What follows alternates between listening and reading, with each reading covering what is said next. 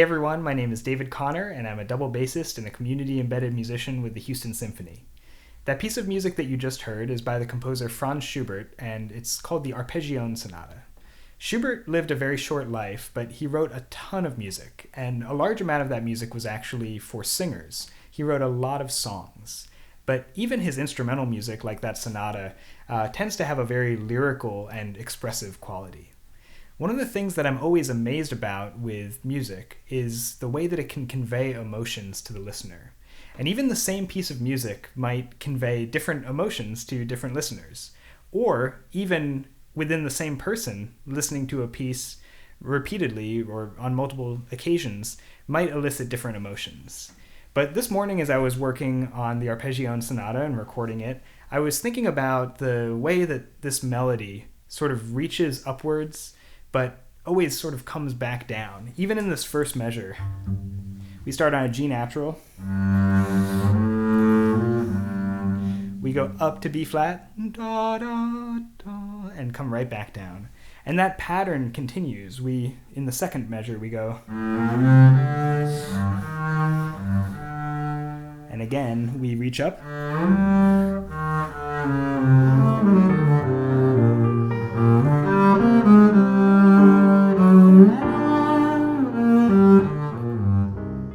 So this always striving upwards, but never quite feeling like you reach your goal, gave me this feeling of hopefulness, but also despair, right?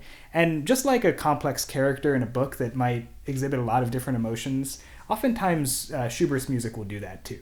But again, you might have had a different experience listening to Schubert's music.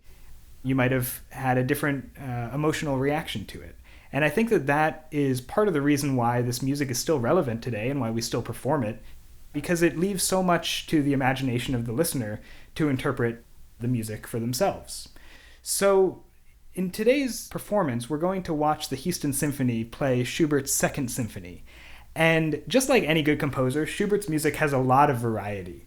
In the Second Symphony, you're going to hear more sharply punctuated music that's really fast and exciting that was written for the orchestra.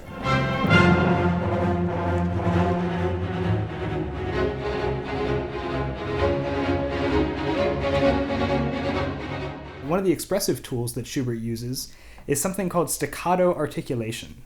So when we talk about articulation in music, we're really talking about the length of the notes and also the consonant sound at the beginning of a note. And staccato originally meant to play notes that were half of their printed value. So if we had quarter notes like this, but we put staccato dots on top, then we would play them half value like this. So why would we use staccato as an expressive tool? Well, think about in our speech. If somebody were to say to me, David, go to your room. Thankfully, no one said that to me in a while. But if they did, imagine if they put a staccato articulation on it and they said, David, go to your room, right? The staccato articulation would give it a totally different meaning, right? It kind of makes it more extreme. I might be a little more likely to comply if somebody said it in that way, right? Think about a positive example. If I said, for example, in a legato way, I'm so excited versus staccato. I'm so excited, right? That staccato emphasis gives it even more excitement, right? So staccato is another way that we can be very expressive in music. To tell us more about staccato and how we can create that effect on a wind instrument, I'd like to welcome JUDY Dines, who's the amazing second flutist of the Houston Symphony. Let's listen to what JUDY has to say.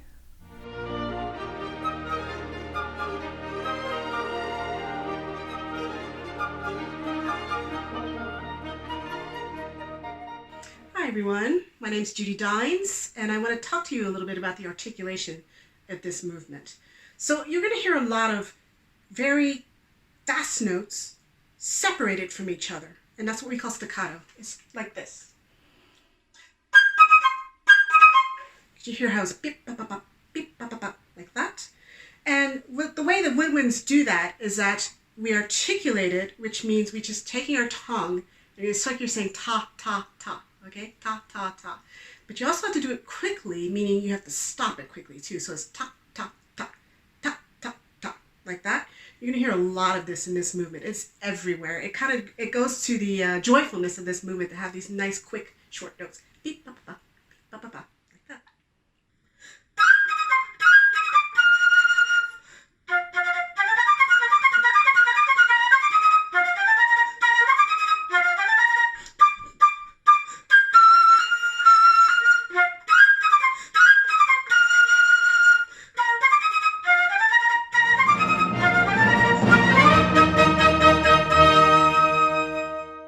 That was really interesting to hear what it sounds like with just the flute part by itself and then within the full orchestra.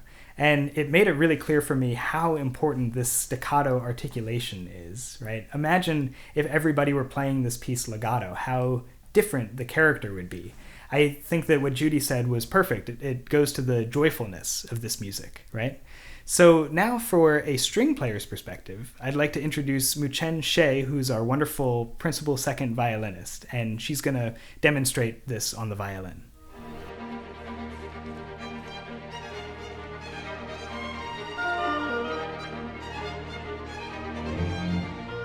Hi everyone, I'm MUCHEN. This particular passage in the Schubert Symphony No. 2 uses spiccato technique. Instead of playing on the string, as you can see, my bow is glued to the string. Spiccato, on the other hand, is off the string, bouncing off the strings, like this. Now, please pay attention to all the string players and their bouncing bows.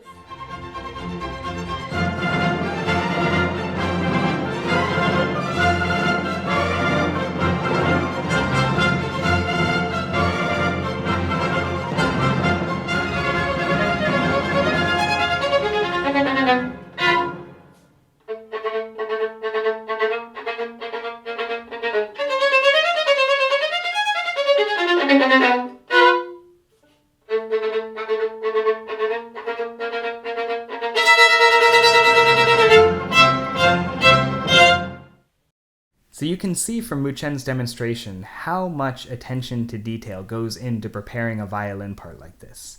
And when all of the string players use that bouncing spiccato technique together to create their staccato short notes, the result is really amazing and the genius of Schubert's composition shines through in the performance. So now it's my pleasure to introduce the Houston Symphony to perform the finale of Schubert's Second. Enjoy.